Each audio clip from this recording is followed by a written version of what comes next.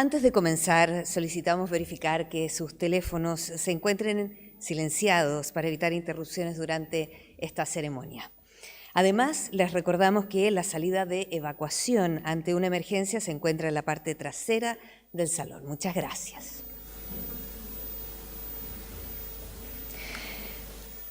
Damos inicio al evento de divulgación científica Multiplica STEM, organizado por los proyectos de la Vicerrectoría de Investigación, Creación e Innovación, INES Género, el proyecto INES I+D, Science Up, además del área de participación y liderazgo femenino de la Facultad de Ingeniería, todos de la Pontificia Universidad Católica de Valparaíso. Saludamos también a quienes siguen la transmisión de este evento a través del canal de YouTube PUCB y agradecemos la presencia de Ruth Araneda, intérprete en lengua de señas. A continuación, les invitamos a ver un video de nuestra universidad e institución que va camino a su centenario.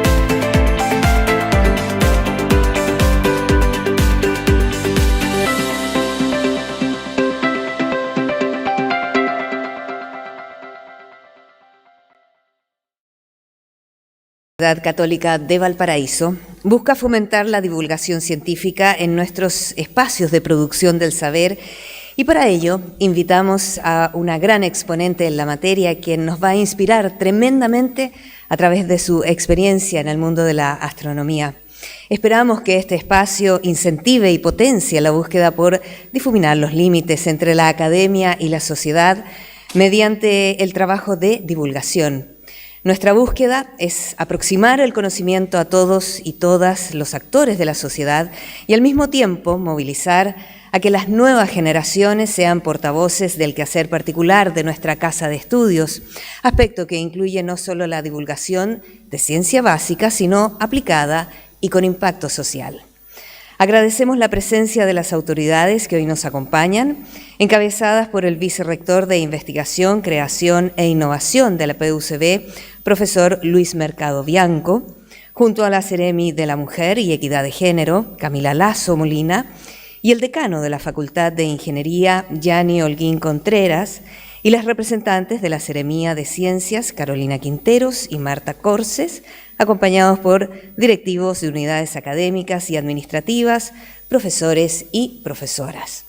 Saludamos muy especialmente y agradecemos que esté acompañándonos hoy en esta actividad a la astrónoma y comunicadora científica Teresa Paz Paneque Carreño, así como también a los estudiantes y representantes de los establecimientos educacionales de la región que hoy nos acompañan. A continuación, dará un saludo de bienvenida el vicerrector de Investigación, Creación e Innovación de la Pontificia Universidad Católica de Valparaíso, doctor Luis Mercado Bianco.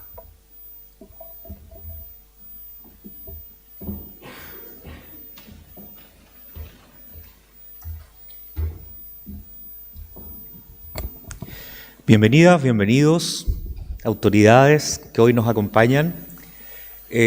Para nosotros, como Vicerrectoría de Investigación, Creación e Innovación, a través de nuestros proyectos institucionales, Science Hub de Ciencia 2030, INES Género e INES de Innovación, junto con el proyecto Ingeniería 2030 de nuestra universidad, es muy grato recibir esta tarde a Teresa Paneque. La doctora Teresa Paneque recientemente ha alcanzado ese grado académico, colega, investigadora, astrónoma, chilena, que hoy va a compartir con nosotros y nos va a hablar acerca de ciencias, de astronomía, y particularmente lo más importante es que nos va a hablar de divulgación de la ciencia. Lo importante que significa que la ciencia llegue a la sociedad, que el conocimiento científico, el que se genera en estas instituciones, en nuestras casas de estudio. Hemos escuchado el mensaje de bienvenida. Somos una universidad centenaria, casi, a punto de serlo, la más antigua de la región de Valparaíso. Y me alegra mucho ver en este salón hoy a muchos niños, niñas, saluden niños, arriba.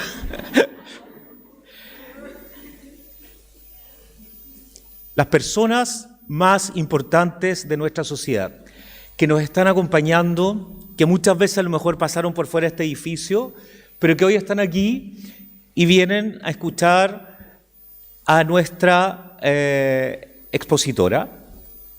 Y espero que esta sea una experiencia importante en sus vidas, que ojalá recuerden siempre que estuvieron aquí, en este salón de la Católica Valparaíso, escuchando una astrónoma destacada, porque además ha creado libros, ha creado historias para poder llegar justamente a ustedes, a los más pequeños, pero que tienen la mente más abierta y deseosa de conocimiento, y ojalá muchos de ustedes algún día estén en este lugar que nos toca estar representando a los científicos de esta universidad. Agradecer por estar aquí y ojalá todos podamos disfrutar de manera muy interesante lo que nos vas a contar. Muchas gracias.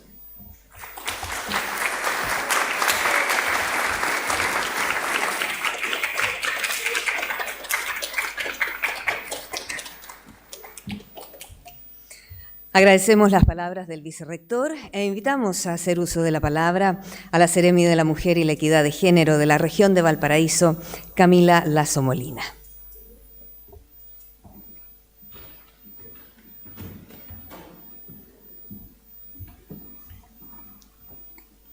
Muy buenas tardes a todas, todos y todes, ¿cómo están? Bien. Bueno, nosotras muy contentas de la invitación que nos extendieron nuevamente este año de poder participar en este espacio, pero también de ver, ¿cierto?, cómo sigue este proyecto tan importante y tan innovador para la región de Valparaíso, una región que también se caracteriza, y una ciudad que se caracteriza fuertemente por su característica universitaria, ¿cierto?, y también por ser un centro de creación de conocimiento. Justamente esta semana hemos estado en diferentes espacios de participación y de diálogo y de profunda reflexión en torno a la vivencia de las mujeres y también a los desafíos y las deudas que hoy tenemos como país a propósito de la incorporación de las mujeres y las niñas a las áreas STEM. Y ha sido relevante el trabajo que hemos desarrollado, puesto que no solamente podemos conocer su experiencia, sino que también nuestro propósito como Ministerio de la Mujer y la Equidad de Género es contribuir a la eliminación de las brechas y las barreras de género que hoy en día existen y persisten en nuestro país, pero también de la creación de oportunidades para lograr la tan anhelada equidad de género. Y como decía anteriormente, hoy tenemos una deuda con las niñas, con las jóvenes, con las mujeres de nuestro país, tanto en los espacios de diálogo que les mencionaba anteriormente, como también en el trabajo que hemos podido desarrollar con la Seremi de la Macrozona Centro de Ciencia. Hemos visto cómo en la vivencia de las mujeres en el área académica, en las áreas STEM, pero también de las jóvenes y las niñas que se están incorporando, tienen al menos dos elementos que hoy en día son sumamente relevantes para la construcción de nuestra política pública. Y tiene que ver con cómo hoy en día se constituyen nuestras sociedades y con cómo nos planteamos como instituciones que abordan estos desafíos frente al avance y el desarrollo de nuestros países.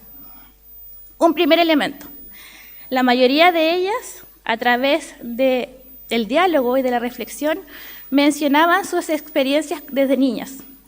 Mencionaban cómo hubo un hito fundamental cuando eran niñas que las instó a estar en las áreas STEM, pero también cuáles habían sido las barreras y cómo las personas en general las instaban a no continuar, las instaban a que no podían lograrlo, porque quizás no tenían herramientas para poder conseguir sus objetivos.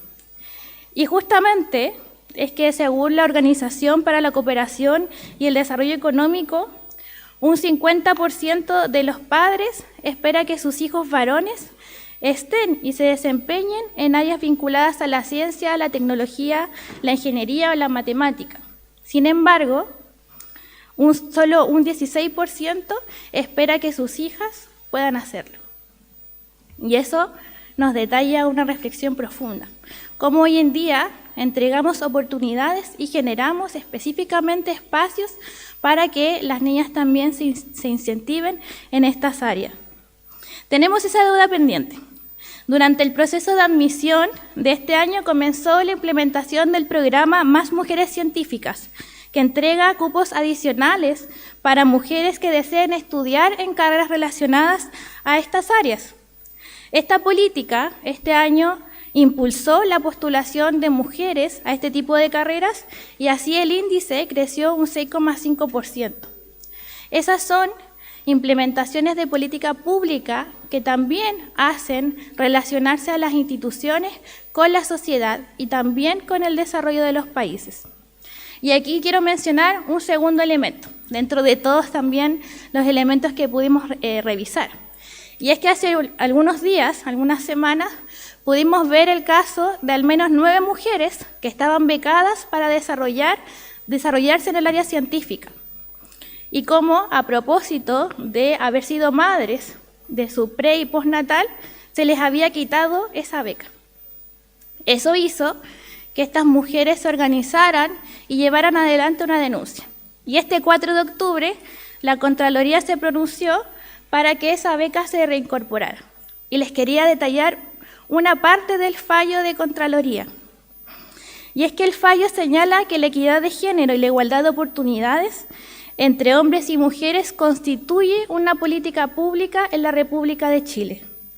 Y este fallo no hubiese sido posible sin estos espacios de visibilización, sin que mujeres también hayan ganado política pública y sin que mujeres también hayan puesto en la palestra pública que hoy en día la corresponsabilidad de los cuidados y la decisión de ser madre no tiene por qué ser una barrera para su definición y la definición de sus trayectorias académicas.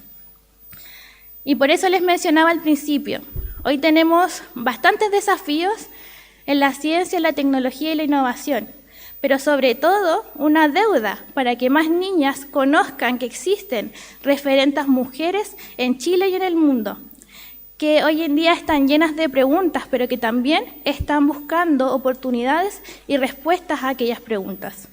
Hoy tenemos también el desafío de hacer que más Carlotas puedan tener la oportunidad de mirar al universo y también desarrollarse en el área que deseen. Y también, por sobre todo, como Ministerio de la Mujer y Equidad de Género, vamos a seguir apoyando ese camino para que todas y todos podamos construir el Chile para todas que merecen. Muchas gracias.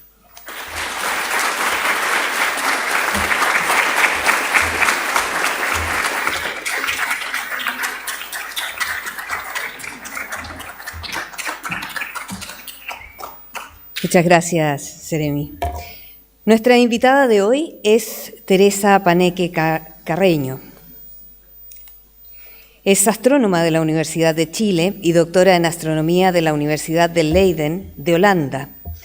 Su pasión es la comunicación del universo astronómico. Día a día investiga para comprender y contarnos a través de sus redes sociales y libros cómo se conforman los planetas.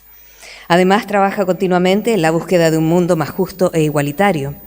Recientemente obtuvo una de las becas de investigación más importantes del mundo en astronomía para realizar sus estudios de postdoctorado en Estados Unidos, la 51 Pegasi B Fellowship.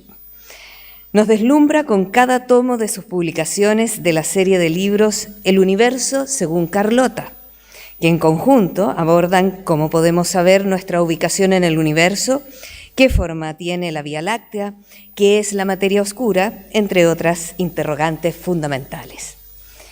En esta primera versión del Multiplica STEM nos presentará la charla Planetas, redes, conectando la ciencia con la sociedad.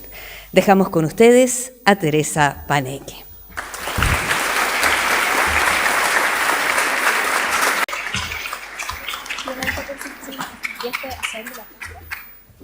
Ok. Wow. Hola a todos y todas. A las autoridades, muchas gracias a la gente de la universidad por estar aquí. La verdad es que hola, ahí arriba, es muy emocionante ver una sala llena. Es muy emocionante volver a Chile y recibir tantos mensajes de ustedes diciendo que quieren saber de ciencia, que han conectado con el contenido que yo quizás hago sobre el universo y que tienen ganas de que nos podamos juntar. Y por eso les quiero decir de inmediato que es para mí un gran honor poder estar aquí, que soy yo la que está muy, muy emocionada de poder conocerlos y ver sus caras de cada uno de ustedes. Hoy día vamos a hablar un poquito sobre, como ya adelantaron, los planetas, la ciencia, el comunicar ciencia. Y voy a comenzar con algo que es muy querido para mi corazón. Voy a tratar de convencerles a ustedes de que es algo muy, muy importante y luego lo vamos a desmenuzar, lo vamos a hacer pedazos. Eso es lo que yo estudio, porque yo paso una parte de mi tiempo en redes sociales, pero la mayor parte de mi tiempo estoy tratando de hacer investigación científica. Y a mí lo que me interesa de la ciencia tiene que ver con los planetas. Muchas veces cuando pensamos en las grandes preguntas de la astronomía, quizás las preguntas que ustedes tengan de la astronomía, el cerebro suele irse a los agujeros negros. ¿A quién le gustan los agujeros negros? ¿Quién tiene preguntas de los agujeros negros? Por allá atrás había alguien muy, muy entusiasta. También quizás las supernovas, las estrellas, las galaxias, la expansión del universo. Hay tantas cosas fascinantes y grandes. Pero algo que a mí me llamaba mucho la atención era cómo habíamos llegado a tener objetos como este, nuestro sistema solar. ¿Cómo se formó el planeta Tierra? Más allá de la vida en el planeta Tierra. Esa es otra pregunta interesante. Pero ¿cómo llegamos a estar parados sobre el planeta Tierra? Y no solamente es el sistema solar. Hoy en día hemos descubierto... Uy, se me olvidó que eso estaba con música. Hoy en día hemos descubierto más, van a ir apareciendo más y más. Hemos descubierto... Uy, lo pararon. Está bien, no se preocupen. Hemos descubierto más de 5.700 exoplanetas. 5.700 planetas que sabemos están orbitando alrededor de otras estrellas. Y muchos de ellos, como alcanzarán a ver acá, esto de aquí es el sistema solar, casi ni se ve, está ahí el sistema solar. Cada uno de estos puntitos que está girando y que va a empezar a irse hacia atrás, cada uno de estos puntitos que están girando es la representación de planetas que hemos encontrado alrededor de otros sistemas. Se van a fijar que lo que tienen en común es que muchos de ellos son bolas grandes. Hemos encontrado muchos planetas gaseosos y gigantes como Júpiter, como Saturno, pero muy cerca de sus estrellas. Por eso como que todos dan vueltas muy rápido. Eso no es algo que pasa en nuestro sistema solar. En nuestro sistema solar los planetas gaseosos están lejos. ¿Cómo es que se forman estos sistemas planetarios? ¿Cómo es que formamos otros planetas como la Tierra? Y por supuesto la pregunta de si es que esos planetas podrían tener vida como el nuestro. Eso es lo que yo trato de resolver. Y para resolverlo, lo que hago es estudiar este proceso de formación planetaria. Los planetas se forman al mismo tiempo que sus estrellas. Más o menos. Las estrellas se forman cuando tenemos una nube gigantesca de polvo y gas llamada nube molecular. Eso es lo que pasaría si dejan de limpiar su cuarto por mucho tiempo. Se empiezan a formar bolas de polvo, bolas de pelo, y eventualmente eso sigue creciendo y creciendo hasta que llega a escalas cósmicas. Así que no dejen de limpiar su cuarto, si no van a tener problemas. Pero se necesita mucho tiempo. Mucho tiempo. Eventualmente construimos estas nubes enormes de polvo y gas. Y llega un punto en el cual esta nube colapsa y hay eventos de formación estelar. No se forma una estrella, no se forman dos, se forman miles de estrellas al mismo tiempo, cientos de estrellas. Algunas solas, como el Sol, otras de a pares o de a tríos, incluso de a cuatro. Las estrellas muchas veces están juntas. Ahora, todo este material que colapsa para formar la estrella no lo hace de manera instantánea. Es como cuando ustedes llenan la tina de agua o llenan el lavaplatos para poder lavar los platos y sacan el tapón. El agua no se va de una, el agua empieza a girar, el agua empieza a caer de a poco. Y de la misma manera, una vez que se forma la estrella, el material va cayendo, se forma un disco alrededor de la estrella. Este disco lo vamos a llamar disco protoplanetario. El material sigue cayendo, perturbando el disco, cayendo hacia la estrella. Eventualmente el disco logra aislarse, logra quedar un poco más separado y tenemos solamente la estrella y este material que está cayendo hacia la estrella. Y finalmente logramos, después de 10 millones de años máximo, que el disco se vaya y que aparezcan planetas. Entonces lo interesante es qué pasa entre que tenemos el disco y tenemos los planetas. Para mí, yo lo que hago es estudiar justamente esa parte. 10 millones de años puede parecer mucho, pero las estrellas como el Sol viven 10.000 millones de años. Entonces, esto ocurre en una milésima de la vida de la estrella. Ocurre más rápido que lo que es un embarazo en la vida humana. Los planetas se forman muy, muy rápido en la vida de las estrellas. Y entender cómo es que llegamos a tal complejidad, cómo es que sobrevive algo. Todo este material tiene como objetivo caer hacia la estrella, pero de alguna manera se compacta, se forma y tenemos estos planetas. Ese es el desafío de lo que yo hago. En particular, vamos a ir cada vez adentrándonos un poquito más. En particular, yo estudio cómo este disco protoplanetario se eleva. ¿Qué tan esponjoso es el disco protoplanetario? Porque este gas y este polvo sigue las leyes de la física. ¿Okay? Esto no es solamente mirar imágenes bonitas, sino que tenemos que entender las matemáticas y la ciencia que está por detrás, y eso lo hace la física. Y aquí tenemos algo llamado equilibrio hidroestático. No se preocupen por eso. Tenemos dos fuerzas, la gravedad, el material, la estrella, que quiere aplastar el disco, quiere que sea fino, quiere que sea como un panqueque, como mi apellido, sí, todos lo piensan. Y tenemos por otro lado la temperatura del disco. Esto es gas, gas que está caliente, gas que está sintiendo la emisión de la estrella, y esa presión termal, esa temperatura, hace que el disco se eleve y sea más esponjoso. El equilibrio entre estas dos fuerzas nos va a dar la distribución vertical. ¿Ok? Esto a mí me importa, porque nos entrega, si lo estudiamos, nos permite saber cómo son las condiciones para este material que se está formando. El material que está más cerca de la estrella va a estar más caliente, eso va a permitir que ocurran algunas reacciones químicas que podrían ser interesantes para la vida, va a permitir que haya vapor de agua, porque hay agua en todas partes del universo y sobre todo en estos entornos de formación. Vamos a tener una distribución del material donde las partículas más grandes, el polvo más grueso, Los planetas van a estar cerca del plano medio, como un alfajor, como el manjar de un alfajor, van a estar ahí, y el gas va a estar más elevado y las partículas pequeñas como arena, microscópicas, van a estar elevadas junto al gas. Entonces tenemos imágenes preciosas como esta, donde aquí arriba pueden ver en blanco observaciones con el radiotelescopio ALMA. Esto es como el manjar del alfajor, ¿ven? Y luego aquí tienen las tapitas del alfajor. Chile es un país muy astronómico, en todo sentido. Y así tenemos un disco protoplanetario que también se puede observar en la parte química, podemos ver distintas moléculas, distinto gas. En esto es lo que yo gasto mi tiempo cuando no estoy haciendo charlas. Y finalmente hay una cantidad enorme de razones científicas para estudiarlo, porque cualquier cosa que se salga de lo que esperamos de la física nos puede decir que están pasando cosas interesantes, podemos entender la química, podemos entender la temperatura, podemos saber la geometría. Así es como se ve lo que yo hago. Esto es de mi artículo científico.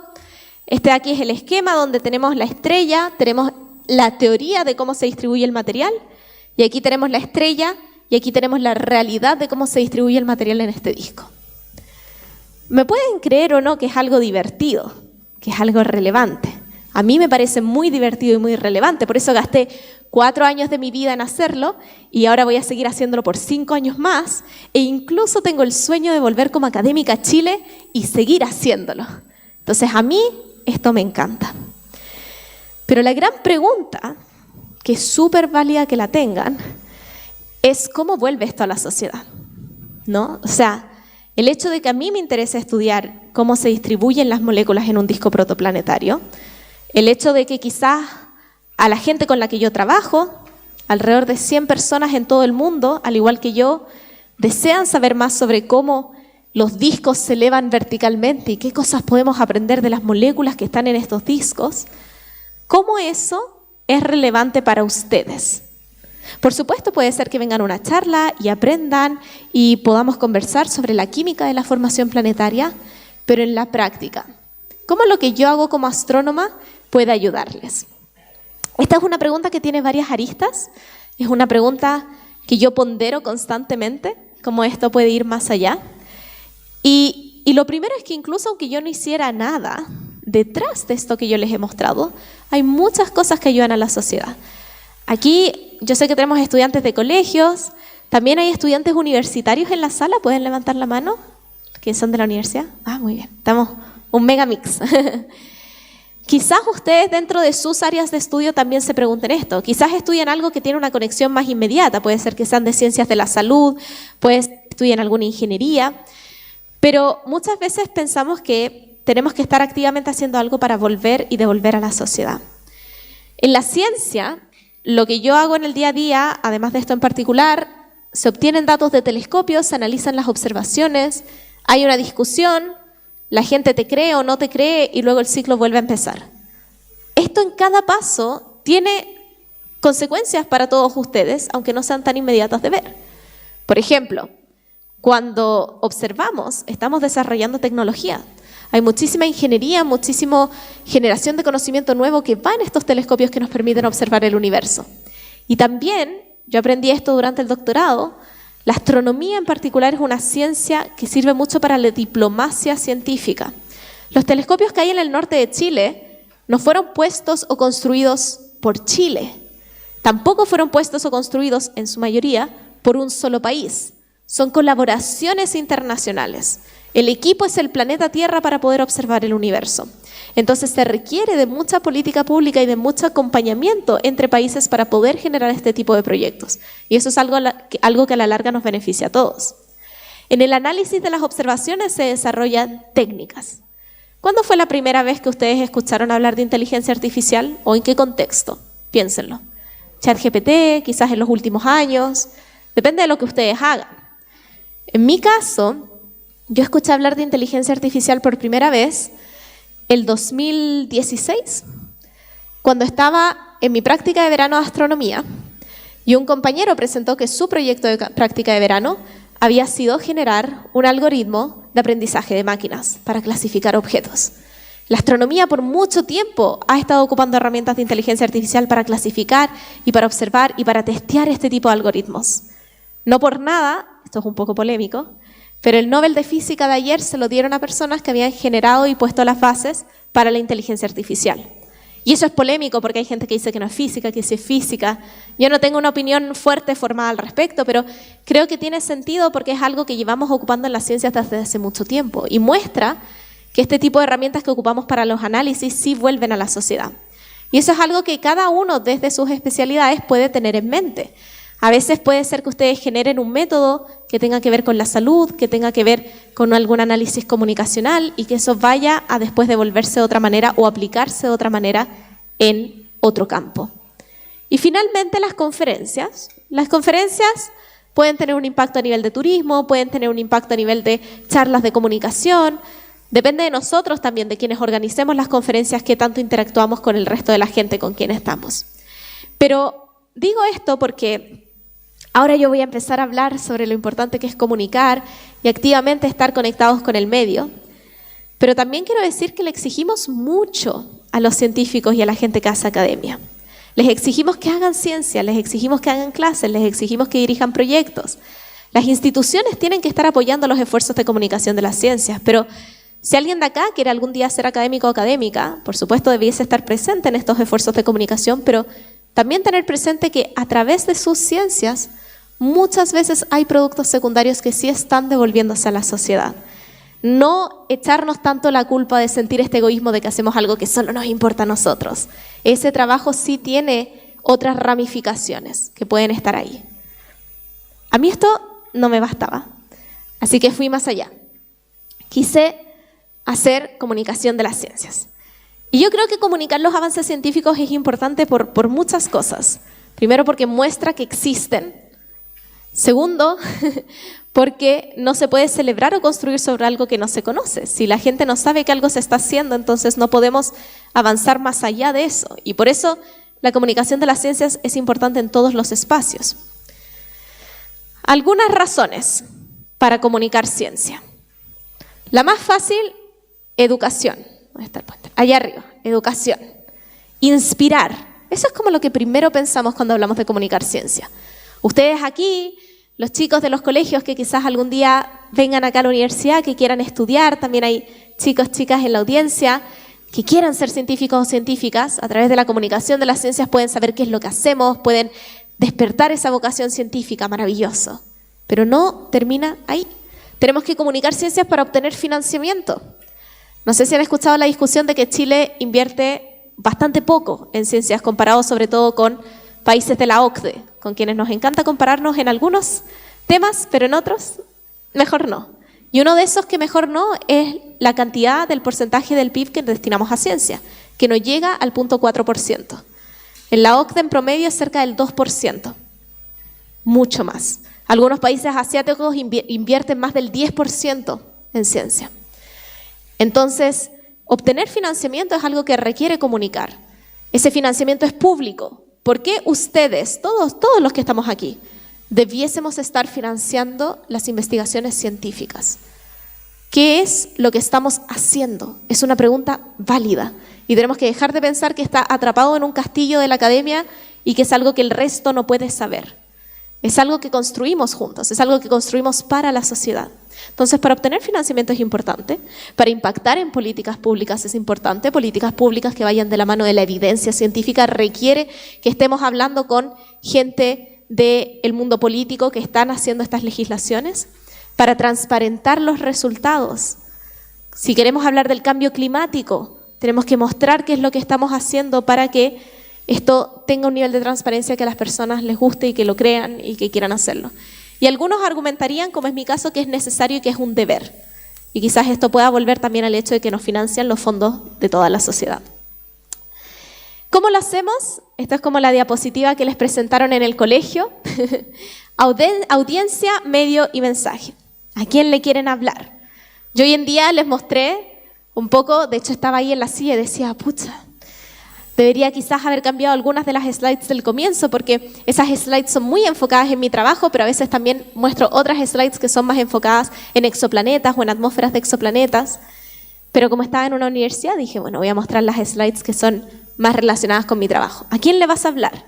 A quien tú le hables va a depender el contenido o lo que vayamos a decir. ¿Dónde lo vas a comunicar?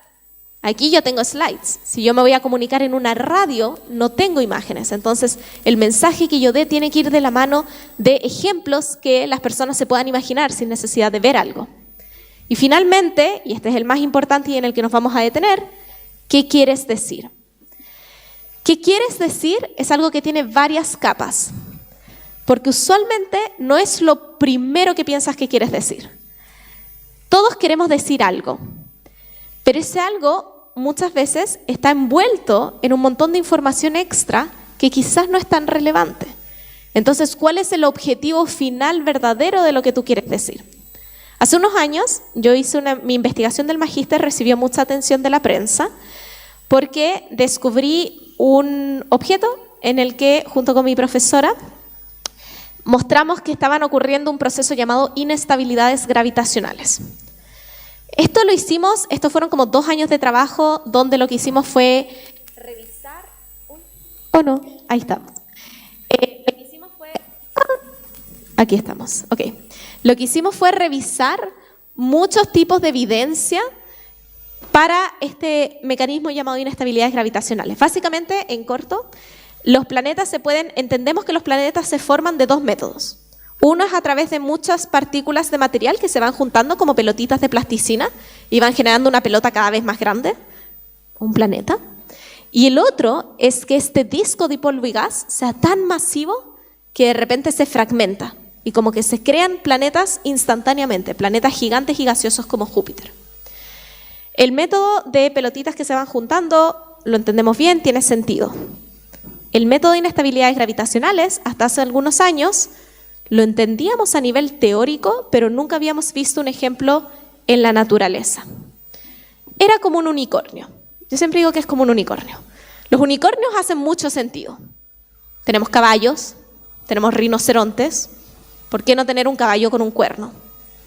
Los dragones también tienen mucho sentido. Dinosaurios con alas. Increíble. ¿Cuál es el problema? Que nunca hemos encontrado uno.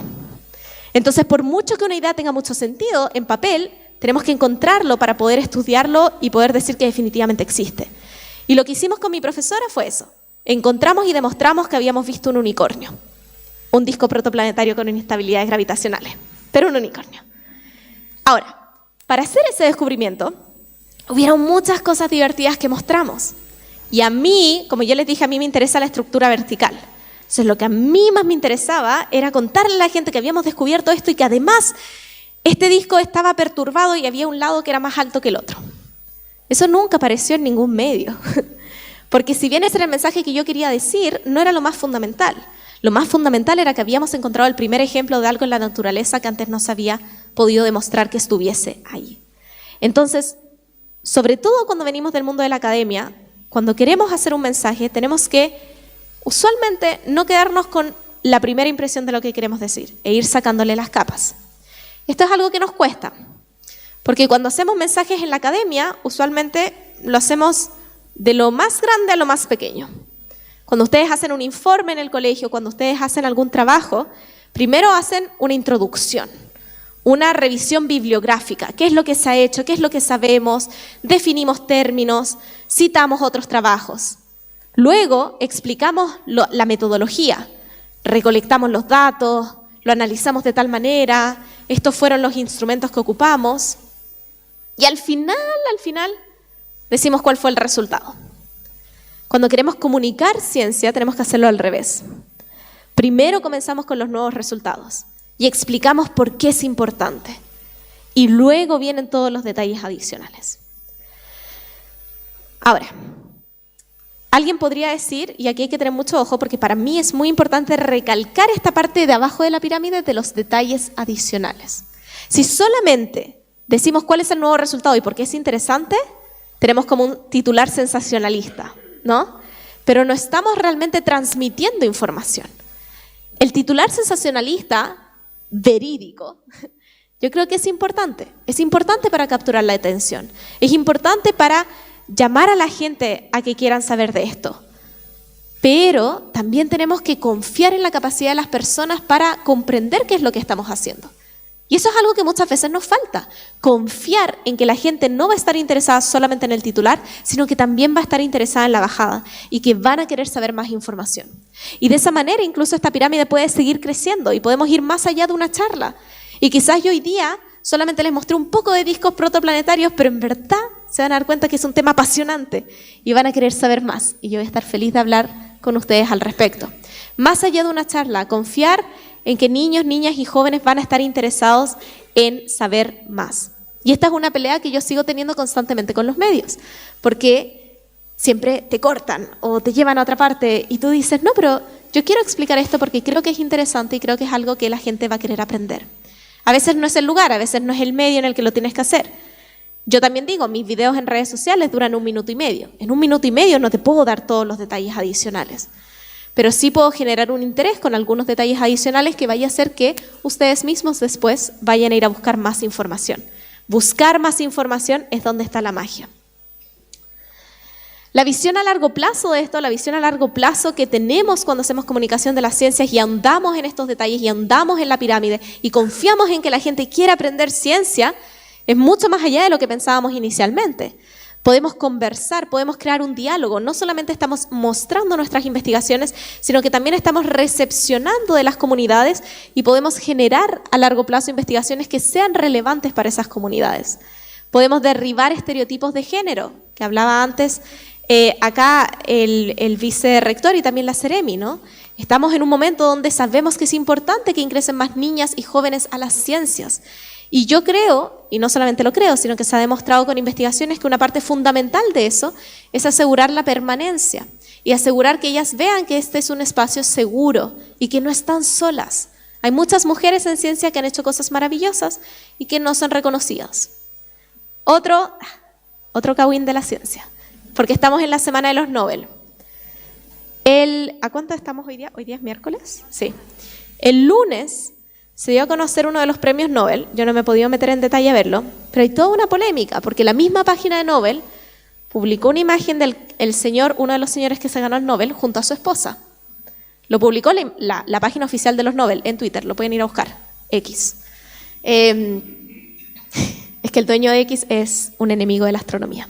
Pero bueno, lo publicaron en X y ponen, aquí podemos ver al ganador del premio Nobel junto a su esposa, quien fue, ella, la primera autora del artículo por el cual le dimos el Nobel.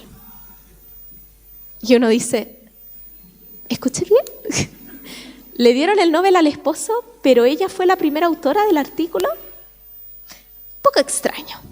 No sé, lo voy a dejar ahí. Podemos hablar de eso también después. Pero es importante que mostremos que es relevante y que estas mujeres están haciendo ciencias, porque muchas veces, por no visibilizarlas, tampoco las podemos celebrar o premiar. Por supuesto que esto responde a una opresión sistemática y a una estructura muy antigua que aún estamos trabajando para mejorar. Pero no están solas, y si entran a las ciencias van a encontrar espacios de muchas mujeres que queremos acompañarlas, queremos ayudarlas y queremos que estén ahí. Para mí esto fue muy importante en mi ruta académica, de conocer a profesoras. Más allá de Marie Curie, pensamos en académicas y siempre Marie Curie, pero hay más, hay mujeres latinas, hay académicas que están liderando investigaciones desde Chile, y visibilizarlas y comunicar que están ahí y sus ciencias es importante a largo plazo. Democratizamos el acceso, promovemos el pensamiento crítico y la curiosidad, generamos confianza en la sociedad. Es normal que la gente se pregunte si las vacunas son seguras o no. Es súper normal. El tema es cómo esa respuesta genera confianza y cómo construimos sobre una sociedad que efectivamente ha tenido acceso a educación científica y no se va a quedar simplemente con un video que vio de una cuchara que se le pegaba al brazo, sino que va a decir, de repente esto no es cierto. Va a saber cómo encontrar esas respuestas a sus preguntas, porque todas las preguntas son válidas. A mí cuando alguien me pregunta si la Tierra es plana, ¿alguien de acá sabría explicarle a alguien por qué la Tierra no es plana? ¿Alguien alguna vez ha visto la curvatura de la Tierra? Bueno, se ha ido muy arriba, que es así. Yo nunca he visto la curvatura de la Tierra. No sé. Entonces, no es plana por si acaso. Pero, no, pero lo digo porque es fácil a veces reírnos de cosas que damos por obvias. ¿Por qué el cielo es azul? Hace un tiempo mi hermano me mandó un audio que tenía toda una discusión con sus compañeros de por qué el cielo era azul. Estudiantes universitarios, y algunos le decían, no, porque se refleja, como las nubes son blancas y no sé, como que eso, como que diluye un poco el color del universo, y luego se refleja el mar. Hay mucha gente que piensa que el cielo es azul porque se refleja el mar. Damos por hecho que el cielo sea azul. ¿Por qué el cielo es azul? Quizás algunos de ustedes sepan, quizás no. No les voy a dar la respuesta. Quizás después. Pero el punto es que necesitamos generar confianza y necesitamos aceptar que todas las preguntas son válidas y que lo que importa es el proceso que llevamos para responder esas preguntas. Y eso es algo que se construye con educación científica. Y siempre cuestionarnos. O sea, insisto, la pregunta de por qué la Tierra no es plana no es trivial. Es verdad que lo sabemos hace mucho tiempo, pero es porque gente pensó por mucho tiempo en esto. Entonces no es trivial. Darnos cuenta que nuestro planeta no era el centro del universo no es trivial. Y no deberíamos nunca dar por hecho esos conocimientos. Deberíamos trabajar el mecanismo en el cual llegamos a esas respuestas. Redes sociales, la última parte, la más divertida. ¿Por qué hacemos esto en redes sociales? ¿Es significativo comunicar ciencia en redes sociales? En las redes sociales hay muchas cosas.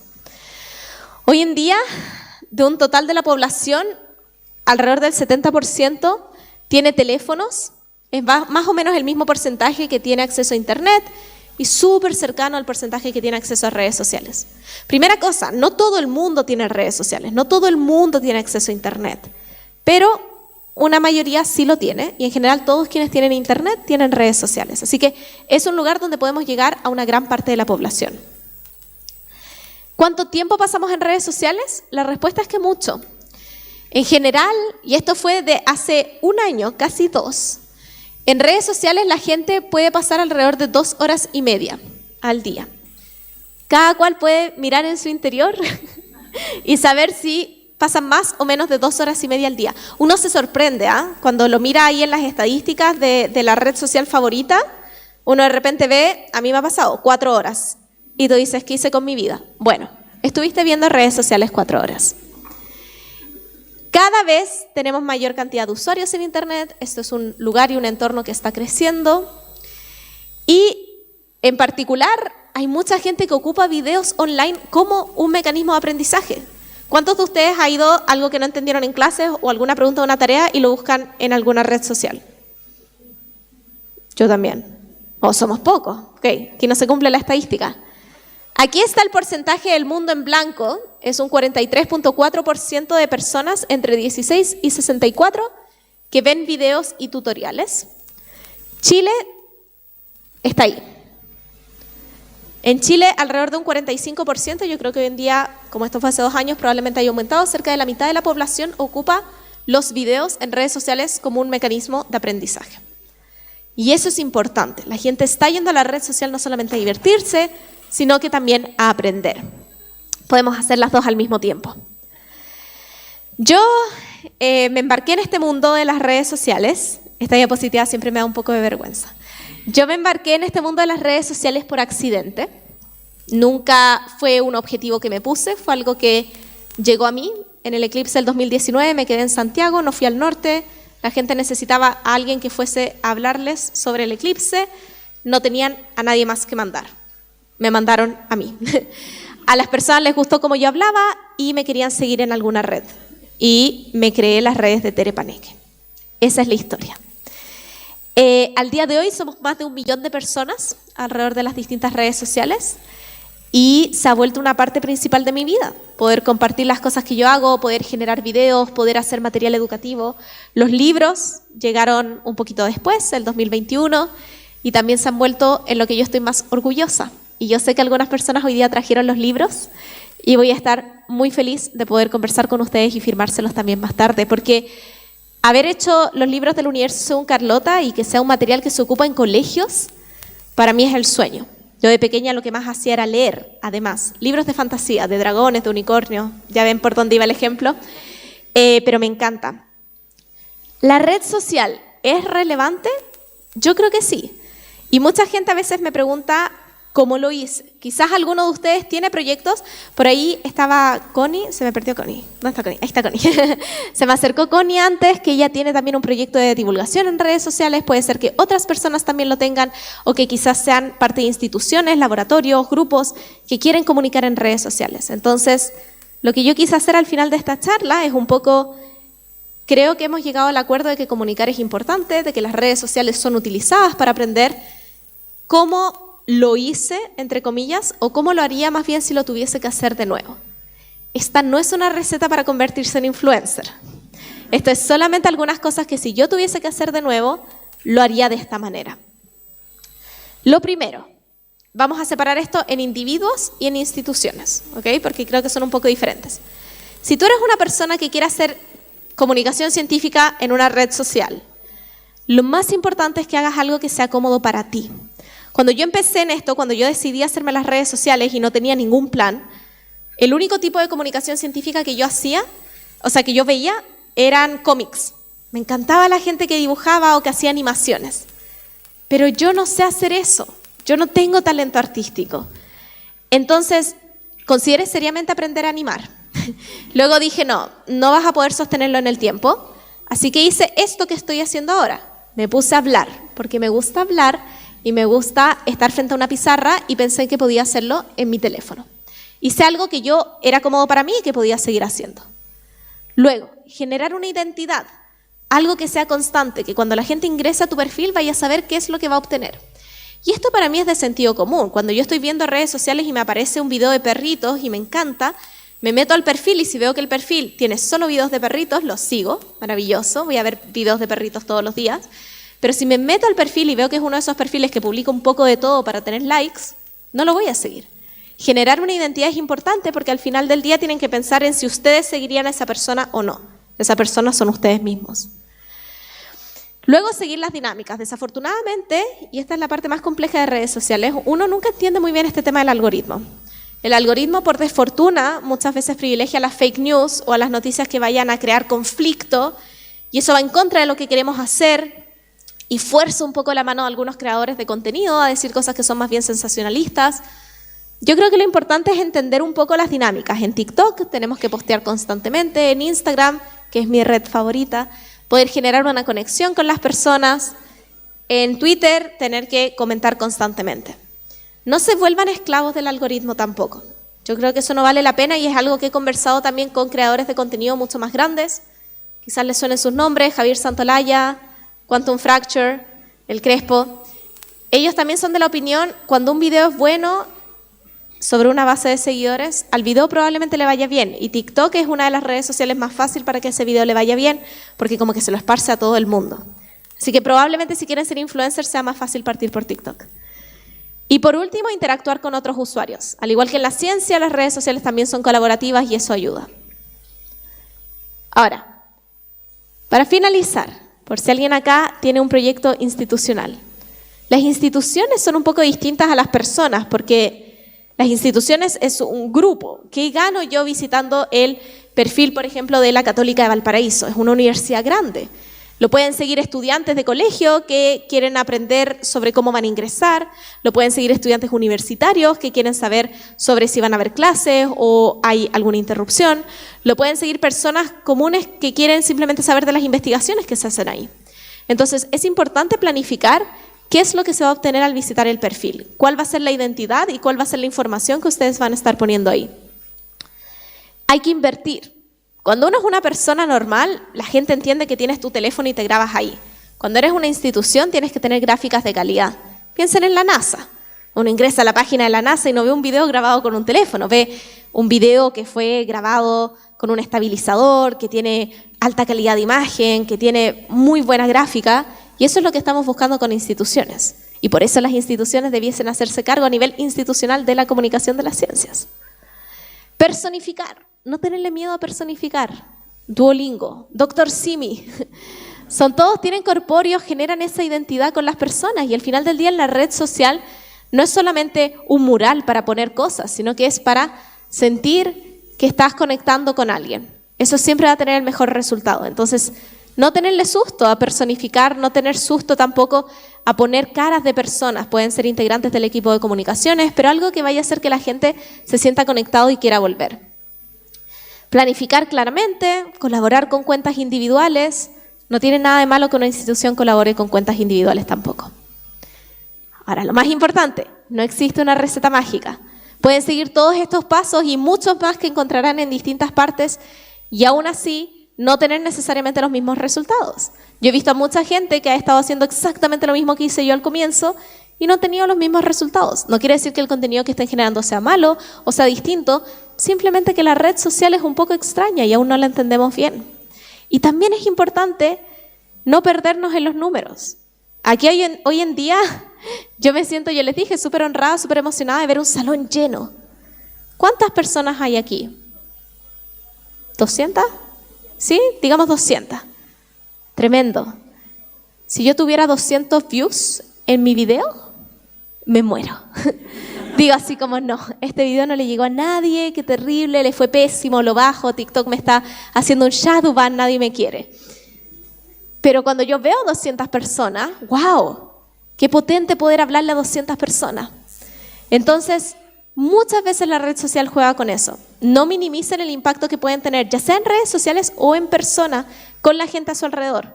¿Cuántos de ustedes, los que están estudiando o los que pretenden estudiar a futuro, eligieron esa carrera porque vieron a otra persona que lo hacía? Y porque se inspiraron en esa otra persona. Puede haber sido alguien que vieron en la tele, puede haber sido su tío, su primo, su amigo, pero el impacto que podemos generar localmente es muy potente. Y no hay que menospreciarlo en pos de esta locura de las redes sociales y llegar a miles, millones. ¿Cuál es el impacto real? Si me preguntan a mí, mi momento favorito del año sigue siendo cuando yo puedo venir a Chile y hacer este tipo de actividades. Y si han visto mis redes, últimamente no he subido nada porque estoy en caos, porque estoy de una actividad en otra, pero esto es lo que para mí vale la pena. No digo que esto no importe, pero no hay que menospreciar jamás el impacto que uno puede tener en el 1 a 1. Y sobre todo porque este mensaje está enfocado, por supuesto, en mujeres en ciencia, pero en todo aspecto, ustedes cuando se muestran, ya sea a una red de 50 seguidores o a sus familias, 5 personas quizás, a sus amigos, en los espacios que ustedes habiten, ustedes están siendo un ejemplo. Educarse en Chile sigue siendo un privilegio enorme. Acceder a educación superior, ser profesionales, poder mostrarse como personas, como mujeres en ciencia, como personas latinas en ciencia, que están haciendo avances, sigue siendo algo de lo cual debiesen sentirse tremendamente orgullosos y orgullosas y que sepan que están inspirando a otras personas. En mi caso, a través de redes sociales, yo hago eso, pero, insisto, se puede hacer desde todos los espacios. Y creo que, al igual que al comienzo yo les decía, no minimicen lo que está pasando detrás de ustedes en la ciencia, solo por estar haciendo ciencia, son parte de un bucle que está aportando a la sociedad. También simplemente por estar haciendo lo que ustedes están haciendo, están aportando y mejorando en su entorno con el ejemplo que representan para la gente que los ve. Sean 50, sean 100, sean 1000, sean 1.000.000. Eso es muy importante.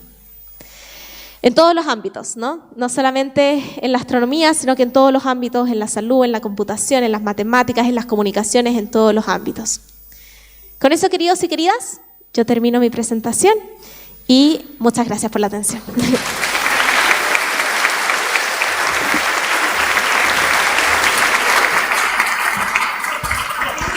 Muchísimas gracias por esta excelente charla.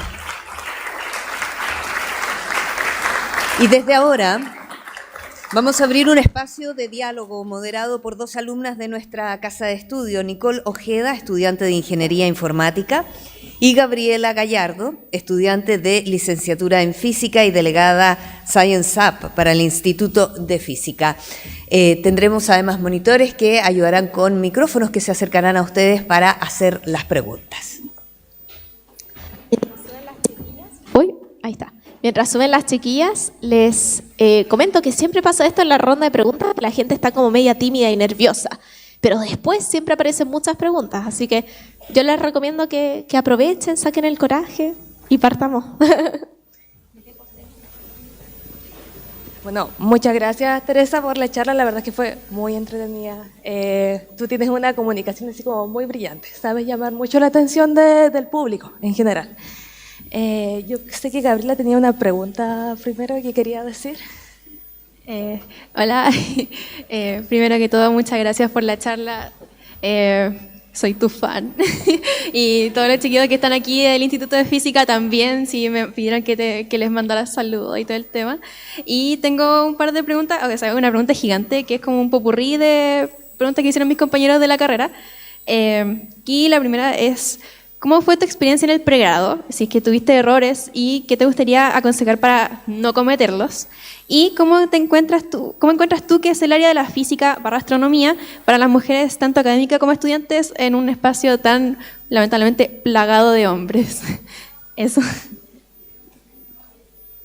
Súper buena pregunta. Es algo de lo que no hablé lo hablé en la charla, pero qué bueno que lo preguntaste. Yo en el pregrado me pasaron varias cosas. Mi pregrado duraba 4 años. El primer año, los primeros 2 años eran plan común con ingeniería y ciencias y luego los últimos 2 años eran la especialidad de física y astronomía como más específico, ¿no? En concreto. Y lo que me pasó fue que los primeros 2 años yo sentía que lo estaba haciendo increíble. A mí todo el mundo me había dicho que la universidad iba a ser súper difícil. Yo era más chica también cuando entré a la universidad, entonces se me abrió un mundo. Uno entra a la universidad y pasan muchas cosas, ¿no? Entras a estudiar la carrera que soñaste, pero también conoces a gente de distintas realidades, haces nuevos amigos. Había muchas cosas pasando en mi vida y yo estaba pasando los ramos tranqui, ¿no? En el colegio nunca tuve mayores problemas y mi mamá, me acuerdo, siempre me decía, espero que no vea esto, mi mamá siempre me decía, no, Teresa, te falta disciplina y cuando llegues a la universidad te vas a dar cuenta que las cosas no son tan fáciles. Y en el primer control me saqué un 7 y todo fue así como decaí después de eso, porque me saqué un 7 y dije, ya, esto está listo. Y fui progresando los ramos y los primeros 2 años quizás me costaron algunas cosas, algunos ramos los peligré, pero pasé todo. Lo pasé con promedio 5, promedio 4 y yo decía, oye, la universidad es difícil, estoy pasando los ramos, lo estoy haciendo increíble. Me preocupaba mucho más siempre de mis compañeros, porque tenía mi grupo de mejores amigos hasta el día de hoy. Ellos eran de ingeniería, de otras áreas, y algunos de ellos sí se echaban ramos. Y eso pasaba también. En mi círculo, yo era una de las pocas que pasaba todos los ramos, aunque fueran con esas notas, ¿no? Bien. Y me preocupaba mucho de ellos, entonces me preocupaba como de enseñarles y tal. Genial. Entré a física y astronomía. Y por alguna razón ninguna de esas personas había estado cerca mío en los primeros 2 años. Y cuando entré, eran el tipo de persona que todos habían pasado todos los ramos como con promedio 6. Nunca se habían ido a un examen, nunca habían peligrado un ramo, sabían todo. Yo de verdad sentía que mi generación era una generación de gente que eran genios. Y en ese momento, por primera vez, yo me planteé si yo merecía estar ahí.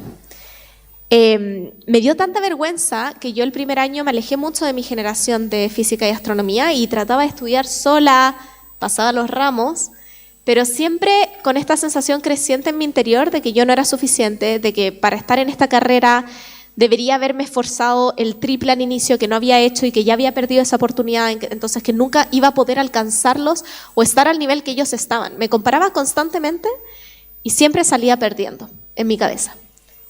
Pero pasábamos los ramos, pero siempre salía perdiendo. Finalmente, bueno, me eché un ramo en física y astronomía, que fue electrodinámica.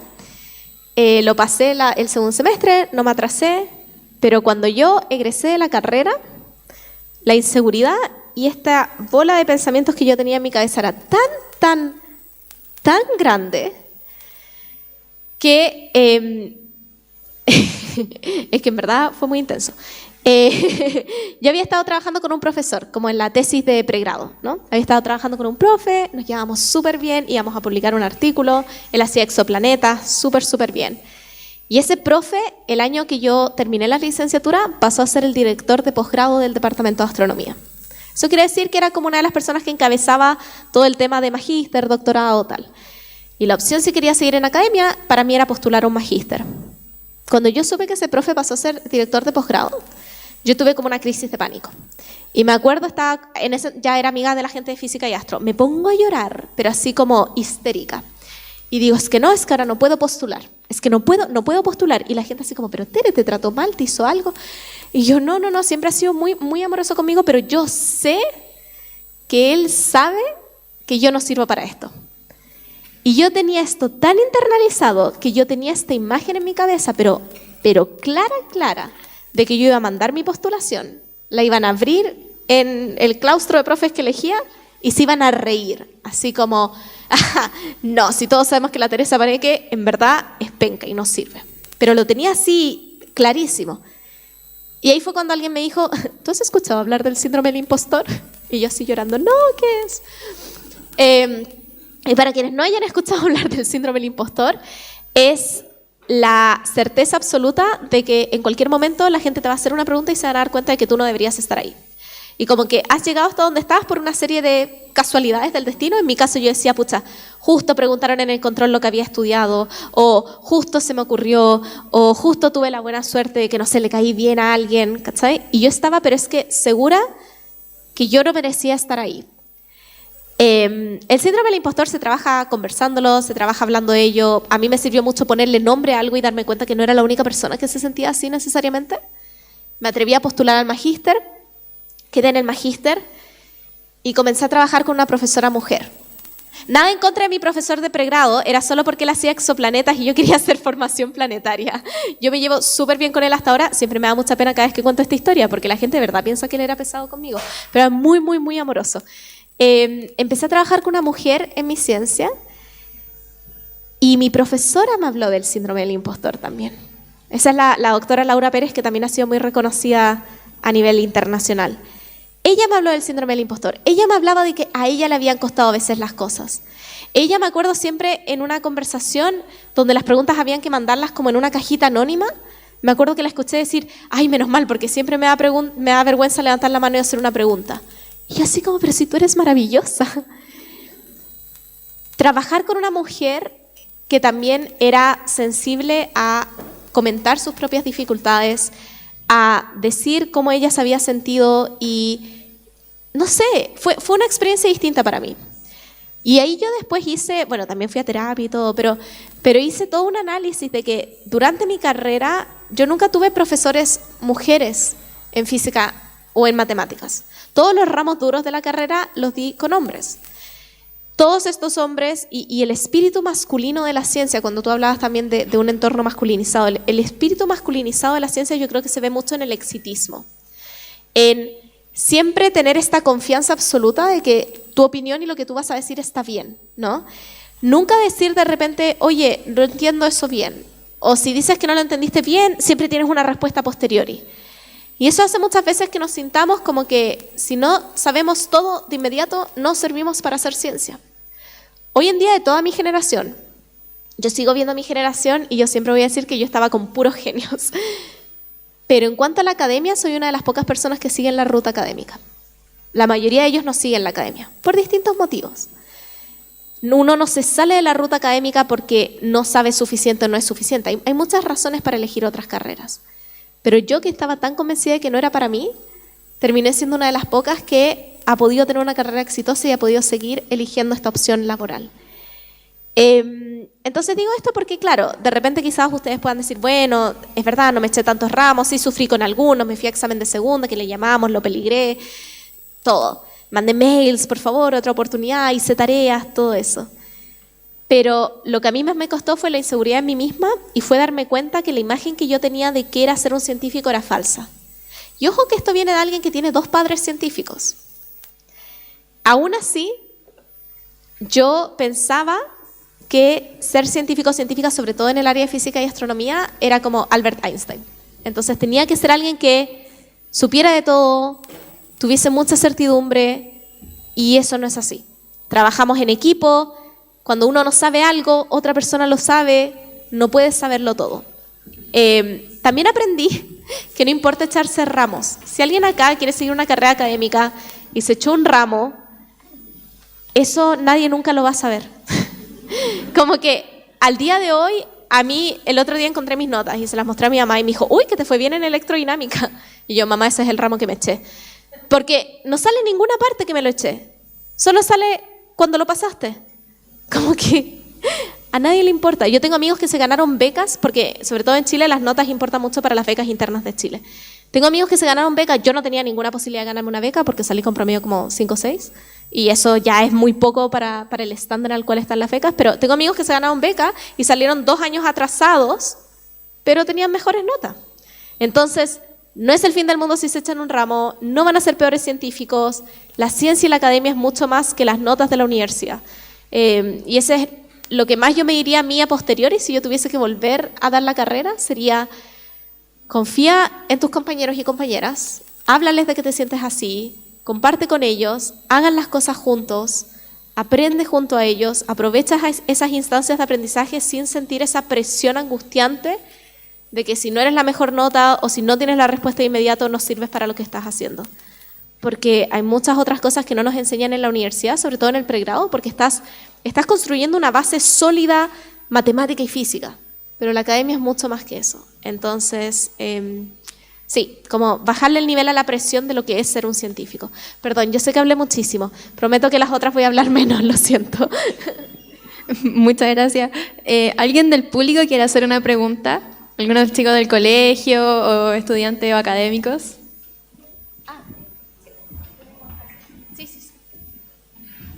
¿Quién levantó la mano?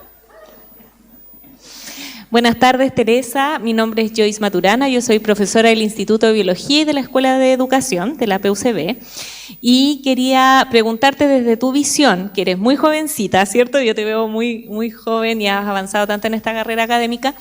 ¿Qué deberían saber los profesores de ciencia y educadoras de párvulo y educadores de educación básica para poder enseñar astronomía en los colegios? Yo creo que me interesa como conocer tu visión, porque de pronto los programas de estudio tienen ciertos lineamientos, pero tú nos traes nuevos conocimientos y que no necesariamente eso está en los programas, las bases curriculares. Entonces quisiera conocer tu visión de a dónde apuntamos en la educación que llega a las escuelas.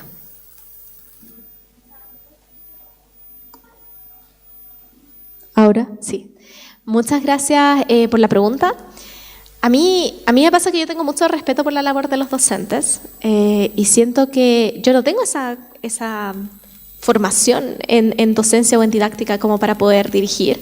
Mi opinión inmediata es que quizás la astronomía como concepto no sea tan relevante al nivel como de tener que enseñarlo en la profundidad de física, química o astronomía, sino que sea más bien útil para hacer una intersección de esas ciencias.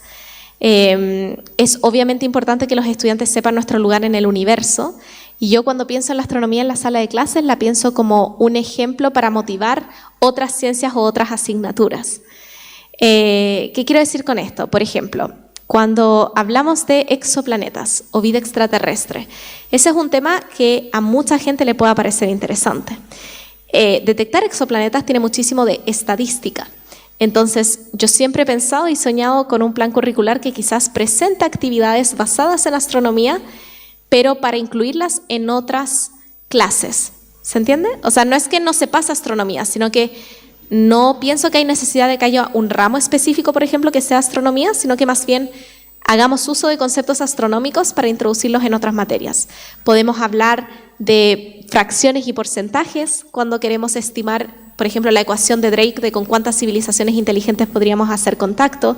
Podemos ocupar las estrellas y el hecho que en su interior ocurren procesos de fusión nuclear para hablar en química sobre cuál es el origen de los elementos.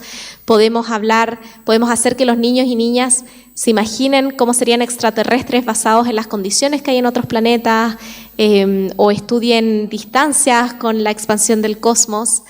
Entonces, a mí me gustaría mucho ver eso, ver la astronomía ocupada como herramienta educacional para abarcar y ayudar en las otras ciencias, porque finalmente la astronomía es una construcción de todo lo demás, y es tan multidisciplinar que claro, necesitas saber mucha física.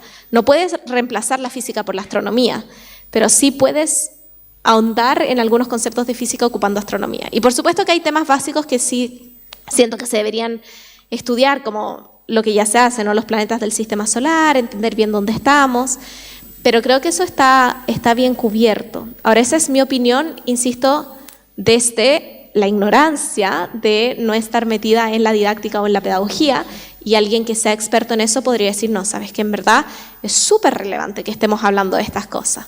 Yo no lo sé, pero mi impresión, yo llegué a la astronomía porque me gustaba la física.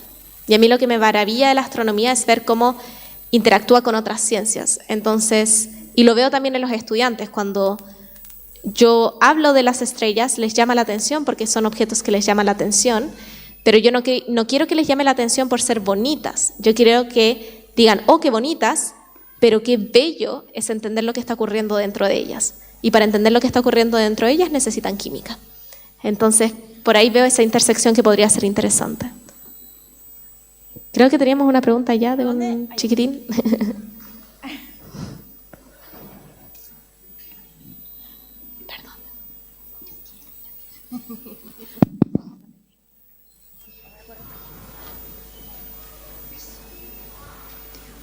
Hola, ¿cómo se define el límite de los planetas gaseosos?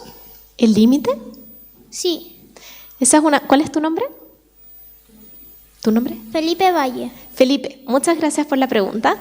Los planetas gaseosos son interesantes porque yo creo que más de alguien acá ha pensado, si son de gas, ¿los podemos cruzar? Y como dice Felipe, si son de gas, como que no sé, crecen como hasta dónde llega esto, ¿no? Pero lo que ocurre con los planetas es que son objetos que tienen, y con nuestra atmósfera, piensa por ejemplo, el planeta Tierra es un planeta rocoso, pero tiene una capa de gas a su alrededor. Y esta capa de gas no se va al espacio. Y eso es porque al igual que cuando nosotros saltamos, volvemos a caer al planeta Tierra, por algo llamado la fuerza de gravedad, la gravedad de los planetas mantiene todo ese gas cerca. Y además nuestra atmósfera en particular es protegida por algo llamado el campo magnético de la Tierra. En el caso de los planetas como Júpiter o Saturno, que son planetas gaseosos, todo ese gas también está como atrapado por algo invisible, que es la fuerza de gravedad. Entonces, ese gas no se va a salir hacia el espacio. Puede ser que interactúe con los iones o las partículas que lanza el Sol. Júpiter, por ejemplo, tiene auroras, igual que nosotros en la Tierra, Júpiter también tiene auroras, pero en general todo ese material va a estar atrapado por el planeta por su fuerza gravitacional y también muchas veces protegidos si es que tienen algún tipo de campo magnético. Y para responder la pregunta que yo planteé, no los pueden atravesar porque como es tanto material, la presión que va sintiendo el material, bueno, para empezar podría ser que tengan núcleos rocosos, podría ser que esos planetas se formaron como la Tierra primero, como pegándose pelotitas de material, formaron un núcleo rocoso y luego ese núcleo fue atrapando gas con su propia gravedad. Pero también podría ser que sea solo gas inicialmente, pero que al estar bajo tanta presión, ese gas vaya cambiando de fase. Solamente con presión yo puedo hacer que ese gas pase a ser líquido. Pensamos que Júpiter y Saturno probablemente tengan lagos y rocoso finalmente al centro. Y eso es porque hay mucha presión. Es como cuando uno baja a las profundidades del mar. Es líquido. En principio lo podrías cruzar, pero empiezas a sentir mucha presión. No te vuelves sólido, pero te empieza a doler la cabeza. Entonces, te pasaría lo mismo en los planetas gigantes, no los puedes atravesar. Gracias, Felipe. De nada. ¡Bravo!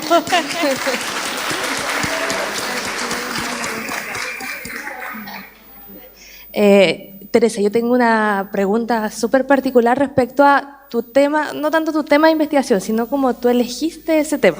Porque a ti te gustaba la física, después de la física te gustó la astronomía y eventualmente en la astronomía te decantaste por un tema, pero uno lleva muchos pasos para llegar ahí. O sea, tú hiciste tu pregrado y después decidiste por otro tema en doctorado. Yo quiero saber de dónde nace esa motivación y esa inspiración a hacer eso. ¿Cuál fue el proceso de tu búsqueda para encontrar esa temática que a ti te interesaba, así como de los inicios?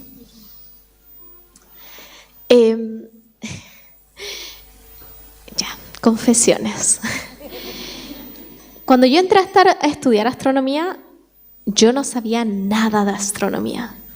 Pero en plan, todas las cosas que yo hoy en día hablo, ni idea. Yo no sabía ni siquiera que habíamos detectado planetas fuera del sistema solar. Yo entré a astronomía porque, como tú dijiste, me gustaba la física, creía que era bacán esto de entender y que la física era como el máximo punto de entendimiento de la naturaleza, y dentro de la física dije, la astronomía estudia el universo, debe ser desafiante. ¿Cómo lo hacía? Ni idea. De hecho, ingresé a la carrera que ingresé porque tenía los 2 años de plan común. Y yo dije, en caso de cualquier cosa, me puedo cambiar a física, me puedo ir a una ingeniería, voy a tener opciones. En tercer año, cuando yo estaba teniendo este inicio de mi crisis, el primer ramo que tuve fue con este profe, y este profe estudiaba exoplanetas. Y yo me acuerdo cuando él nos dijo que él encontraba planetas en torno a otras estrellas, y yo como, ¿eso se puede hacer? Y lo encontré maravilloso. Y como no tenía ningún preconcepto, o sea, realmente entré bastante ignorante respecto a los temas de investigación. Yo entendía lo que hacía un científico, entendía que iba a estar en el PC, entendía que iba a estar analizando datos y esas cosas me encantaban. Entonces nunca le di tantas vueltas a qué era lo que iba a estar estudiando, porque dije, bueno, en algún momento tendré que elegir algo. Y ahí me enteraré de qué es. Y cuando tuve los primeros ramos, y me acuerdo ese ramo era astrofísica de las estrellas, y nuestro profe nos habló de que él encontraba planetas y yo me fui a leer sobre lo que había hecho. Él era parte de un proyecto en ese entonces que estaba buscando un planeta en torno a la estrella más cercana, Alpha Centauri. Y lo encontraron, un planeta rocoso. Y me habló de las estrellas y me habló de cómo evolucionaban las estrellas y yo alucinaba. Y me gustó, siento que de cierta manera me quedé con ese tema que era el más cercano porque me gustó la cercanía, como que tuve también en ese mismo semestre un curso de cosmología, que es el estudio del universo, y me pareció muy abstracto, como que es demasiado gigante, o sea, imaginarte la geometría del universo, la expansión del universo, es como que me da dolor de cabeza realmente. En cambio, los planetas, todos tenemos un planeta favorito, vivimos en un planeta.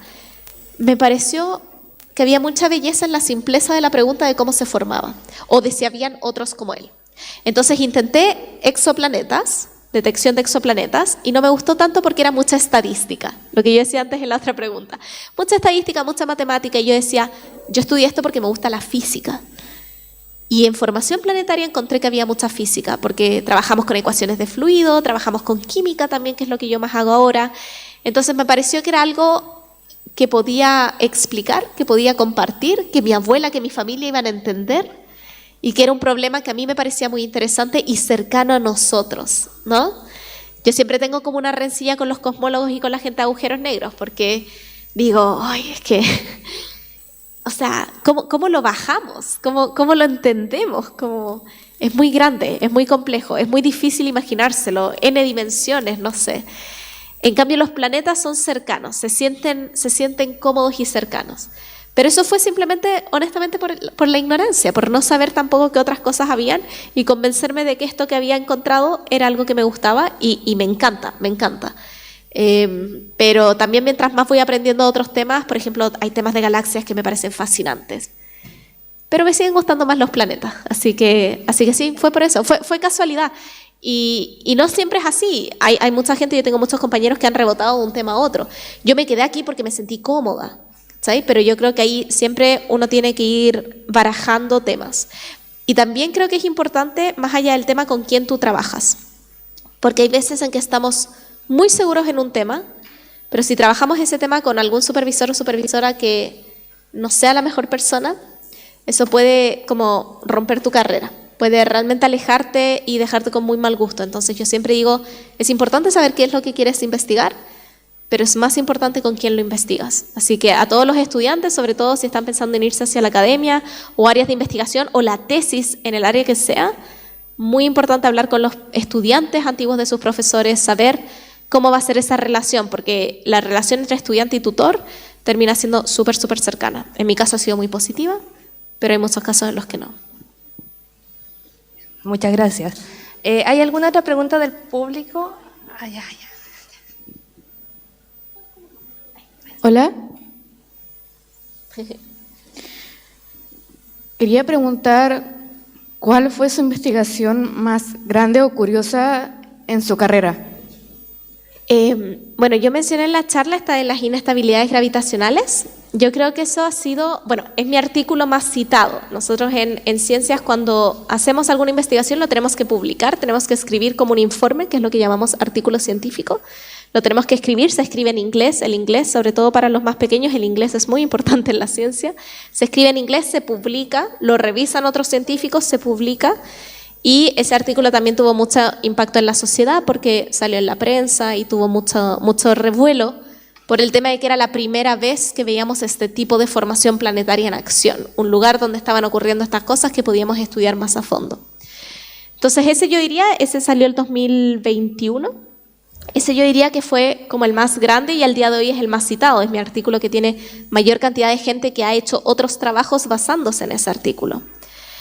Hoy en día yo estoy muy orgullosa, lo que yo estoy haciendo, esto que les mostraba de la estructura vertical del disco, algo que yo estoy encontrando es que en estos discos protoplanetarios, donde se forman los planetas, hay mucha turbulencia, como la de los aviones. De hecho, pienso en eso ahora cuando voy en un avión y hay turbulencia. Digo, ok, si los planetas se pueden formar, yo puedo sobrevivir a esto. No me gustan mucho los aviones. Entonces, en estos discos estoy encontrando que hay mucha turbulencia. Eso quiere decir que el material se mueve de maneras extrañas en distintas zonas del disco. Y eso también es algo que, al igual que las inestabilidades gravitacionales, había sido propuesto teóricamente, pero no se había visto de manera tan clara. Entonces, ya publicamos un primer artículo mostrándolo y en lo que estoy trabajando ahora es en tratar de hacer eso para más fuentes y mostrar que esto es un fenómeno que no es único de un disco. No sé la respuesta aún porque aún no lo empiezo a hacer, pero eso es lo que voy a hacer en los próximos 5 años. Ojalá tratar de ver si es que este fenómeno de la turbulencia, de que el material se mueva, es algo común. Y es importante que sea común porque en el sistema solar probablemente fue necesario. En el sistema solar, cuando se observan y se analiza el material de los cometas, que es lo que está más lejos en el sistema solar, se ve que los cometas tienen contenido químico que tuvo que ser formado a altas temperaturas. Las altas temperaturas no están en el fondo del sistema solar, están cerca del Sol. Entonces, para que tú tengas ese material al fondo del sistema solar, ese material tuvo que haberse movido. Y pensamos que la turbulencia es una manera de mover el material. Así que eso es algo que quizás ahora mismo no tiene tanta prensa como tuvo el primero, pero que a mí me importa mucho. Y es algo en lo que yo estoy muy entusiasmada y es la razón por la cual me gané las becas que me gané para poder investigarlo. Así que yo creo que al menos a la comunidad científica también le emociona. Eso. Gracias. Gracias.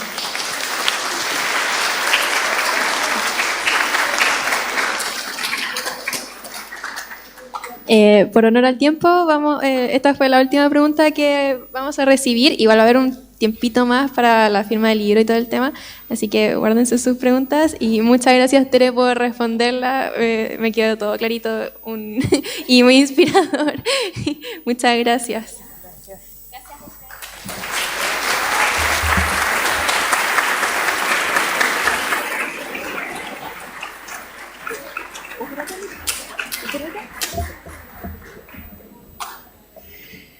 Bueno, agradecemos a todas y todos los participantes por sus preguntas, también agradecemos a ambas moderadoras por su participación y por supuesto volvemos a agradecer a Teresa Paneque por esta espectacular charla. Muchas gracias. En el marco de este evento fue organizado el concurso Multiplica STEM, que busca impulsar la divulgación científica entre estudiantes y entusiastas de las ciencias, científicas y científicos y el cuerpo académico, con el fin de compartir el conocimiento de forma creativa y accesible para inspirar a más personas a descubrir la relevancia de las disciplinas STEM, ciencia, tecnología, ingeniería y matemática en sus vidas cotidianas y en el mundo que les rodea. En ese contexto, agradecemos a todos y todas por participar en este concurso y apreciamos la entrega y dedicación que pusieron en cada uno de ellos. A continuación, procederemos a la premiación de este exitoso concurso. Invitamos a pasar adelante al tercer lugar, que corresponde al video titulado Visualizar para entender, de la estudiante de periodismo Dafne Palma, quien no ha podido asistir, pero ha querido agradecer a su mentor, el profesor Daniel Jiménez, de la Escuela de Periodismo, quien recibirá este premio en su nombre. Y le pedimos, por favor, que pase al escenario para recibirlo.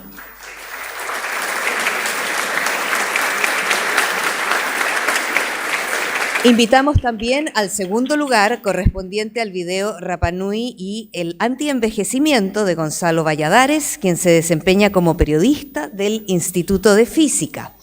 Y lo invitamos también a pasar adelante.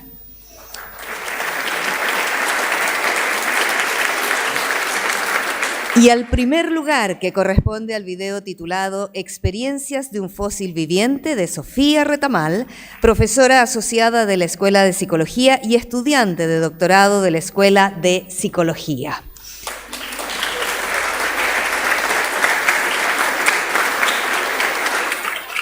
Hará entrega de los premios la doctora Teresa Paneque, a quien invitamos a pasar adelante, por favor.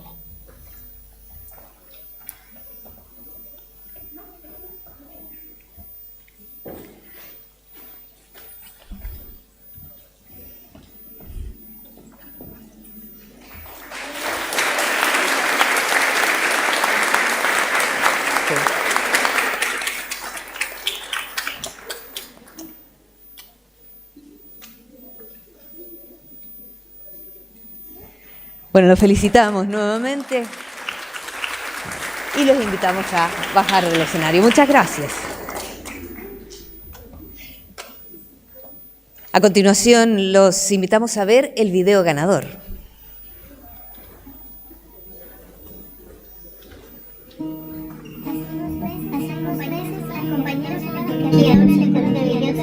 Descubrieron que yo vivía aquí, Te contaré un poco más de mí con esta canción. Soy una rana chilena y todavía existo acá. Estoy hace mucho tiempo antes que se formara América. Yo vi algunos dinosaurios, me dicen fósil viviente. Soy el anfibio más grande en más de alguna región. Me encuentras desde Coquimbo hasta el sur en Puerto Montt. Y estoy en la lista roja de especies amenazadas. Yo sufro las consecuencias de cómo crece la ciudad. Y que más de alguna empresa destruye mi humedal. Soy parte de este equilibrio ambiental. 300 millones de años para llegar hasta acá. Me dicen que me quedan 20.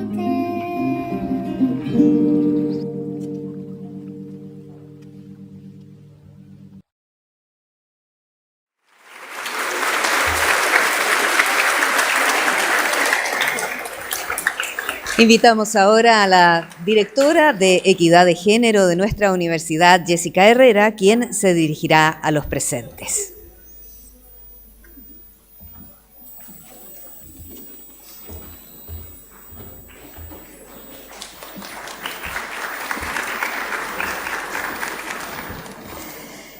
Buenas tardes.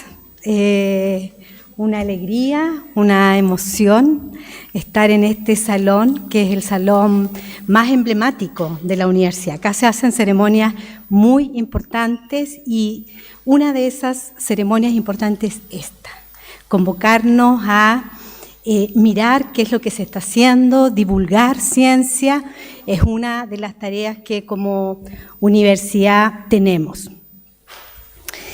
Primero quisiera agradecer a la Vicerrectoría de Investigación, de Creación e Innovación, así como los proyectos Inés Género, Inés I+D, Science Up, y al área de participación y liderazgo, que veo ahí a Leslie, liderazgo femenino de la Facultad de Ingeniería, por la organización de este encuentro. No es fácil organizar este tipo de encuentro, hay muchas acciones que coordinar, desde contactar a personas tan importantes como la doctora Teresa Paneque, hasta el mínimo detalle, y eso creo que hay que agradecerlo, hay que felicitarlo. Las facultades de ciencia e ingeniería han estado trabajando en esta universidad en los últimos años para reducir las brechas de género en el acceso de mujeres a esta disciplina. Han hecho un trabajo, como decimos, ¿cierto?, de hormiguita, permanentemente. Han desarrollado acciones tanto dentro de sus facultades, dentro de la universidad, como en las comunidades educativas de formación primaria y secundaria. Por eso tenemos tantos estudiantes hoy día de enseñanza básica y de enseñanza media que ahí se están yendo, decimos adiós, porque de alguna manera el trabajo central que tenemos que hacer hoy día para superar las brechas en el acceso tiene que ver precisamente con poder también cuestionar los sesgos de género que impiden que niñas, adolescentes y jóvenes opten por este tipo de formación, opten por toda esta maravilla que hemos escuchado en este escenario y por ese maravilloso trabajo también de otras estudiantes, compañeras que están pensando también la divulgación científica. Como ha señalado la Organización Nacional de Naciones Unidas de Mujeres, alcanzar la plena igualdad de género, uno de los 17 objetivos de desarrollo sostenible, podría llevar muchos años. Cuando digo muchos años, casi 300 años, si seguimos a este ritmo, si seguimos, ¿cierto?, en esta idea de un progreso en esta materia, así, un poco relativo, dependiendo si nos gusta, si no nos gusta, si responde o no a nuestros valores, que son los grandes temas que tenemos al interior de nuestra casa de estudio. Además, se estima que tomará 140 años para que las mujeres logren igualdad de representación en puestos de liderazgo en el ámbito laboral. Y, por ejemplo, 40 años para alcanzar la paridad en los gobiernos. O sea, tenemos un trabajo todavía muy largo. Estos espacios de divulgación científica tienen un doble propósito. Por un lado, socializar los hallazgos de las investigaciones y por otro lado, sensibilizar sobre el trabajo que las mujeres, las académicas, están desarrollando en todo el país y en todo el mundo. En este sentido, extiendo también los agradecimientos a Teresa Paneque, actual doctora. Detrás de esa nominación hay un arduo trabajo también. Astrónoma, divulgadora científica y autora de la serie El Universo según Carlota. Principalmente porque nos invita a pensar desde su cosmovisión del mundo, nos hace parte de sus preguntas curiosas, como dice, alucinantes para quienes somos de otra ciencia, las ciencias sociales. En ciencias sociales nos hacemos otras preguntas, difíciles igual, de poder responder. Este solo hecho es un aporte para pensar desde y con lo heterogéneo del mundo de las disciplinas.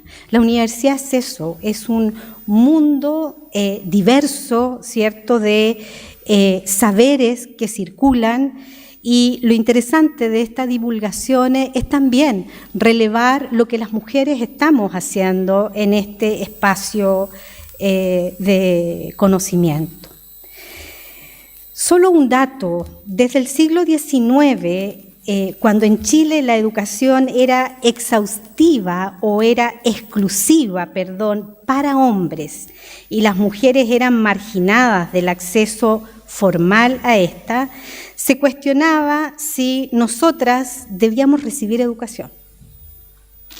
Y de ser así, no solo se cuestionaba si debíamos recibir educación, sino que además se cuestionaba qué tipo de educación era la más adecuada que teníamos que recibir.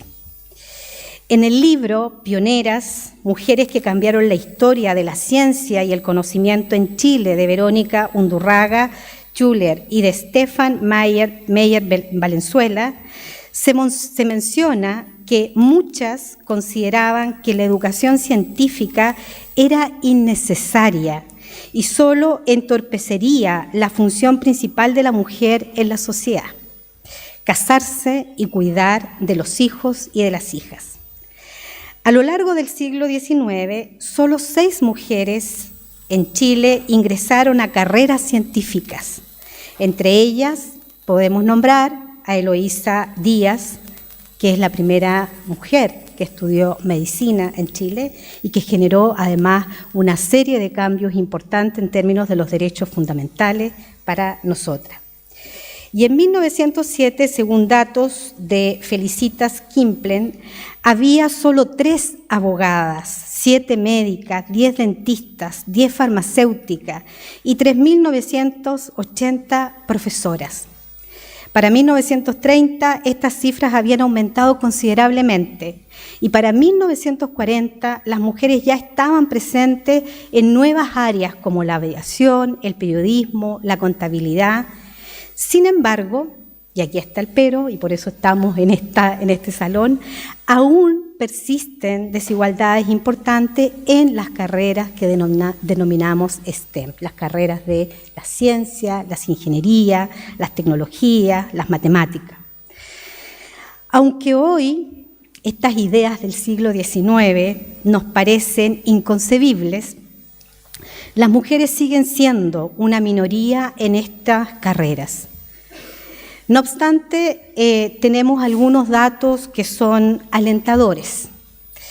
De acuerdo a los resultados de las postulaciones para la admisión universitaria de este año, 2024, uno de los más relevantes resultados fue el aumento de las mujeres seleccionadas en carreras como esta, en ciencia, en tecnología, en ingeniería y en matemáticas, que alcanzó un 16,8% respecto del año pasado. Es un aumento importante.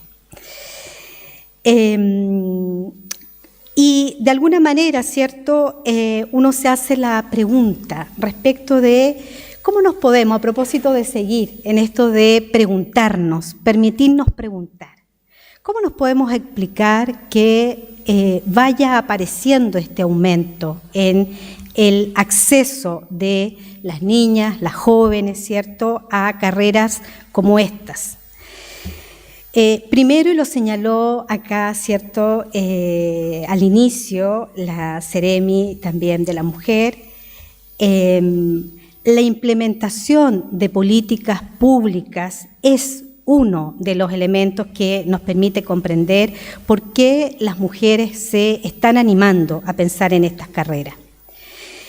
Y a partir de estos programas que derivan de las políticas, por ejemplo, en Más Mujeres Científicas, ¿cierto?, hay un aumento importante, cercano al 7%.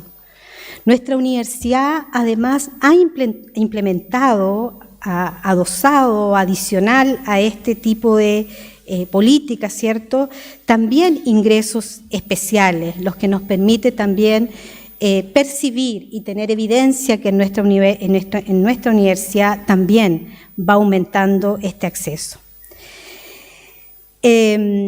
Lo interesante también es preguntarnos que no es suficiente, pareciera ser que no es suficiente con facilitar el acceso, también tenemos que generar espacios seguros, tenemos que generar espacios en el aula para que las mujeres permanezcan en ellos y no deserten durante el proceso de formación. La visibilización del trabajo de la científica y su impacto en diversas disciplinas puede motivar a las nuevas generaciones de mujeres a ingresar en este tipo de carrera, lo cual también nos permite comprender, ¿cierto?, cómo es que va aumentando este número de mujeres que acceden. La investigación en estas áreas tiene el potencial de mejorar la calidad de vida, desde avances en medicina hasta energías, por ejemplo, sostenibles. Es vital, por tanto, seguir en esta línea para abordar los problemas sociales desde perspectivas más interdisciplinarias y también inclusivas. Y sin duda que un elemento importante que permite pensar este incremento, pero también permite orientar por dónde tenemos que caminar como universidad, es la formación. La formación para hacer consciente los estereotipos de género que históricamente han vinculado, por ejemplo, a los niños, a los jóvenes, hacia las carreras de la ingeniería, la ciencia, y a las niñas y a las jóvenes hacia las carreras de las ciencias sociales y de la salud, así como su consecuente problematización para cambiarlos y permitir que estos niños, niñas, jóvenes, ¿cierto?, puedan explorar las áreas de conocimiento que llamen su atención, cualquiera sea, aquellas que más les apasionan, sin restricciones ni sesgos de género. Abre posibilidades para avanzar en las brechas de género que evidenciamos en esta materia, en esta universidad y también en otras casas de estudio. Sin duda, incorporar este tipo de perspectiva, la que llamamos, ¿cierto?, perspectiva de género en la investigación, fomenta un entorno más inclusivo, lo que no solo promueve la equidad, sino que también enriquece la calidad de la investigación y los avances en el conocimiento. Muchas gracias.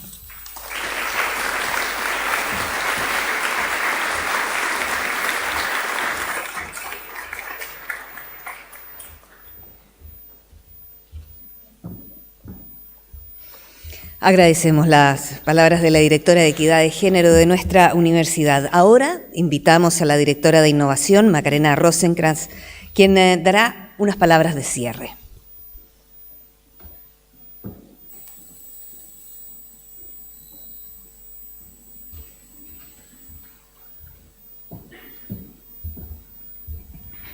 Buenas tardes a todos y a todas. Qué alegría ver desde acá tantas personas, tantos jóvenes, niñas, niños que vienen hoy a presenciar y compartir la experiencia que Teresa Paneque nos revela aquí, inspiradora, un ejemplo a seguir para muchos y que en definitiva va demostrando que todo es posible. Como Vicerrectoría de Investigación, Creación e Innovación, queremos seguir propiciando estas instancias donde hay un trabajo articulado con distintos programas que fueron los organizadores de esta actividad. Está el INEGénero, saludo a su directora Jimena, también Inés D+D, y por supuesto el área de participación y liderazgo femenino de la Facultad de Ingeniería, y el Science Up, que es el consorcio de Ciencia 2030 de nuestra universidad.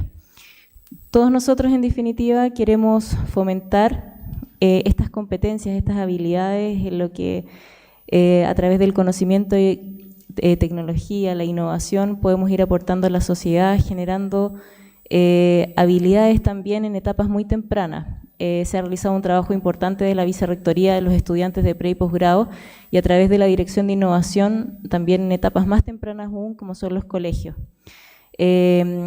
Y esta actividad, en definitiva, viene a inspirar a continuar en ese camino, donde en la universidad, principalmente en las distintas instancias de apoyo, también vamos propiciando que este conocimiento y estas ideas puedan también ir impactando y convirtiéndose en productos, servicios que mejoran la calidad de vida de todas las personas. Y por supuesto, una de las brechas que estamos trabajando a nivel transversal en todos nuestros programas e iniciativas es alcanzar la equidad en temas de género y propiciar también la participación de más mujeres en la ciencia. Esperamos que con este trabajo articulado podamos ir logrando de a poco, como dijo Jessica, este propósito es un trabajo de muchos años que requiere un esfuerzo conjunto donde no solo estemos mujeres reunidas, sino que también ver hombres acá también nos ayuda a lograr ese objetivo. Así que solamente quiero reiterar el agradecimiento de todos de haber participado hoy y por supuesto a Teresa por haber compartido con nosotros, con nuestra experiencia y poder, por supuesto, impulsarnos a continuar por el camino de la ciencia, que tiene mucho que aportar a esta sociedad. Muchas gracias a todos y los invitamos a seguir disfrutando de lo que queda de la actividad.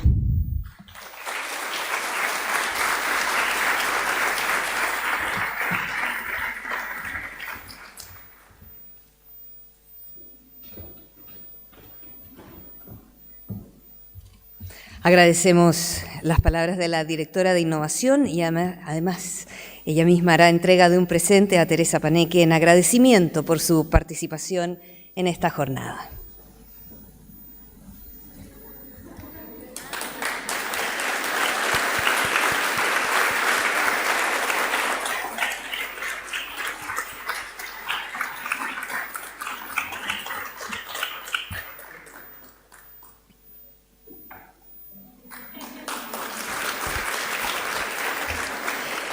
De esta forma, damos término al evento Multiplica STEM.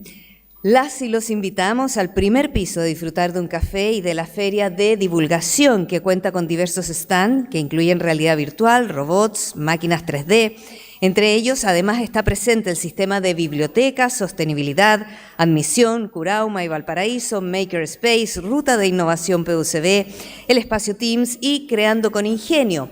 También, y antes de que se retiren, la Facultad de Ciencias, en colaboración con el proyecto Ciencia 2030, Science Up, ha querido poner a disposición de los asistentes del evento la oportunidad de vivir una experiencia inmersiva del espacio a través de su planetario móvil, el que busca inspirar a las nuevas generaciones despertando su curiosidad por el universo, la ciencia, por lo que los invitamos especialmente a quienes nos visitan desde los colegios, liceos y escuelas a ser parte de esta experiencia. Y por último, les contamos que nuestra invitada estará firmando sus libros en el primer piso, en el patio del primer piso, donde además tendremos dispuesto un stand para su compra. Agradecemos nuevamente su presencia, su participación de todas y todos en el evento Multiplica STEM, también a quienes siguen la transmisión vía YouTube en el canal de la PUCB. Y les deseamos una excelente jornada. Buenas tardes.